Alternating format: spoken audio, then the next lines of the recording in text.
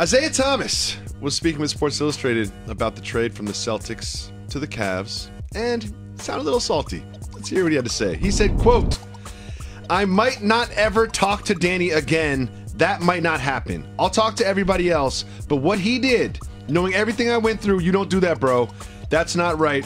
I'm not saying F you, but every team in this situation comes out a year or two later and says, we made a mistake. That's what they'll say too."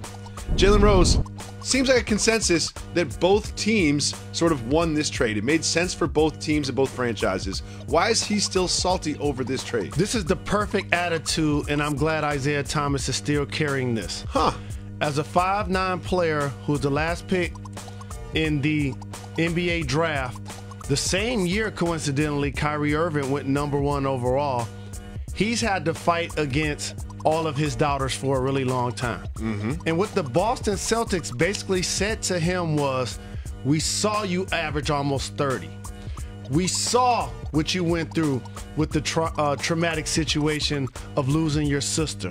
We saw you deal with injury. We still were a #1 seed, and we ain't paying you. You know what else they said? We saw you wear those Brinks truck sandals. That's where this all hinged. I think like Danny Ainge saw him wearing the sandals, was like, wait a second, what's he trying to say to us with these sandals? That we need to back up the Brinks truck? Guess what we're gonna do? Trade you out of town and then see what happens. He didn't need to see him wear those slides in order to make that decision.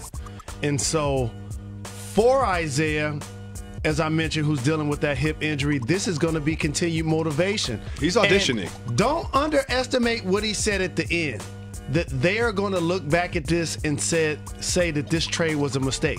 So it's not just Danny. That's at Kyrie also. And there's one more thing I need to tell you, Isaiah. Somebody's been traded a long time. Get well, family. You know I got love for you. Ownership actually is the one to make that decision, not necessarily Danny. It's easier to get mad at Danny, though. It's easier to be mad at one Danny person. suggested. So only thing I want to say, if you're not talking to Danny, you shouldn't be talking to ownership either at this point. I'm just saying. You think Isaiah Thomas is auditioning not just to get an extension with the Cavs, because potentially he might not be the Cavs in 2 years. I know this is where it gets tricky, because the Cleveland Cavaliers are going to have to make a decision. Are they going to do the same thing? You see Derrick Rose playing pretty well so far early. Chris Paul only has 1 year in Houston. Will he shake loose and come play with LeBron James? Stay tuned. Who knows? Remember where you heard it first, Jalen and Jacoby.